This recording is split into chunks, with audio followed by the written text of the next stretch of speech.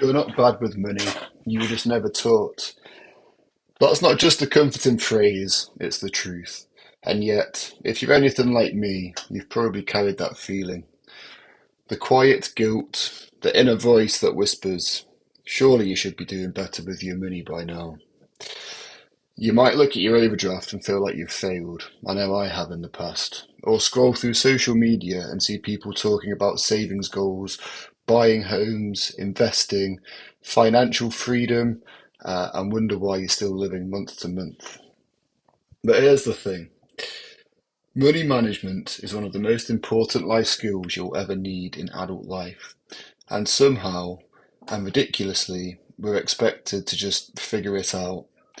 There's no lessons in school or in the curriculum. There's no real structured conversations at home with your parents. And there's no roadmap to follow. It's just do what you can and see how it turns out. There's a lot of trial and error.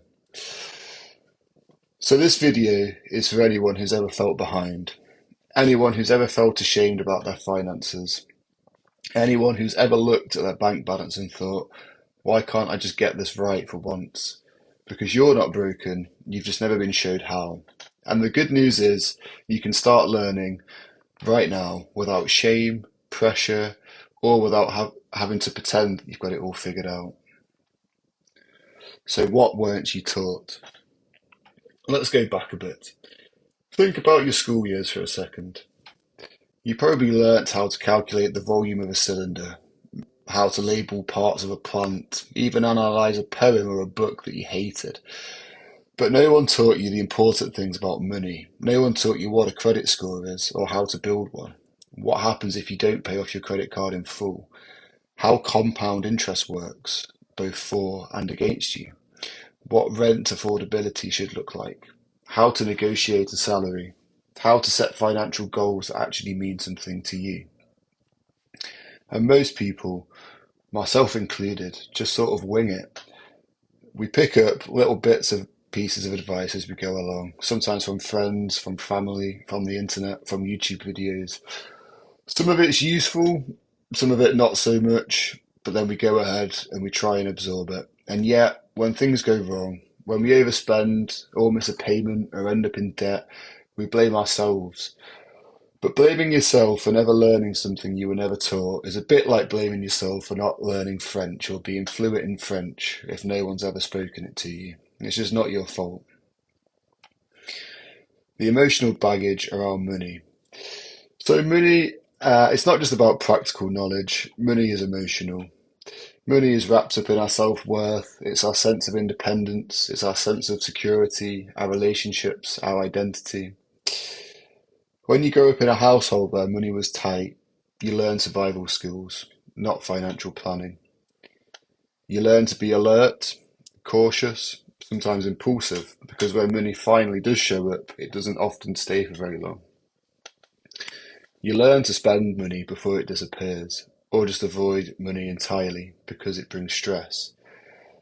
And even if you were lucky enough that your household was financially stable, you might have picked up other unspoken lessons. That talking about money is rude, that success is measured by how much you earn, that debt is shameful, or that having money makes you selfish. We inherit beliefs about money, often without even realizing it. And those beliefs quietly guide how we spend, save, and think about our future. That's why improving your finances isn't just about numbers. It's about rewriting the story that you've been told. The story that says that you're not good with money. The story that says that you'll never be wealthy. The story that says that it's too late to start. So, after all this, why do you feel behind? Well, it's not hard to feel behind when everything around you says that you should be further along.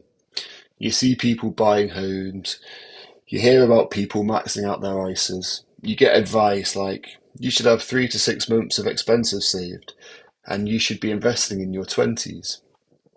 Meanwhile, you're just trying to make your rent and maybe save up for a holiday or just go out for the odd meal with your friends, just struggling along. But here's something I wish more people knew. Everyone is on a different timeline. Not everyone has financial help from family. Not everyone started from the same place. Not everyone has the same income, the same expenses, the same responsibilities. And not everyone talks about their money situation. So it's incredibly easy to assume that you're the only one that's struggling. But you're not. And feeling behind doesn't mean you've failed. It just means that you're not done yet. And the beautiful thing is, there's a very powerful thing, and that's starting now. You definitely don't need to know everything to get started. You don't need to wait until you're earning more, or until you've cleared all of your debts, or until the perfect moment arrives, because it just won't. Life gets in the way. But you just need to start where you are and start today. That could mean as something as simple as finally opening a savings account and setting up a direct debit for £10, £20 a month. Checking your credit score for the first time. Cancelling the subscriptions that you don't use that slowly bleed you dry month to month. I know I've been there. Asking for a raise at work. Writing down your monthly expenses or watching videos like this one to build up your confidence and curiosity. These things seem like very small steps, but they're not. Because what you're really doing is changing your mindset. You're shifting from avoidance to awareness, from shame to agency, and you're taking control. You're beginning a process, and that will grow and snowball over time, just like your interest. Every small step you take now adds up, and your future self will thank you sincerely. One of the most harmful myths about personal finance is that you have to get it all right now. That if you're not investing, you're not budgeting perfectly, if you're not saving for a house deposit and building multiple income streams, you're failing. But that is just hustle culture dressed up as financial advice, and it's toxic. The truth is, you're allowed to take your time. You're allowed to learn at your own pace. You're allowed to build your financial literacy slowly and in a way that makes sense for your life. There's no badge for rushing any of this, and there's definitely no shame in taking longer than someone else. You're not in a race. What matters is consistency, building up habits that will last for a lifetime, not the speed in which you do it. So if you're sitting there now thinking that you're bad with money, I want you to let go of that thought. You're not bad with money. You're learning, you're growing, and you're trying. And that is more than enough. No one gave you the manual for life, but you're writing your own now, page by page and day by day. And this channel, Beyond Numbers, is here to help you do that in your own time and on your own terms. So hopefully this video spoke to you, and I'd really like to hear your story. Please drop a comment below about what's something you wish you'd been taught about money earlier. What are you trying to unlearn or learn or build? And if you want more videos like this, calm, honest, no pressure conversations about money, self-growth, and navigating your 20s and your 30s, hit subscribe and stick around. I try to upload videos every week. And don't forget, you're doing better than you think. Be gentle with yourself, and I'll see you on the next one.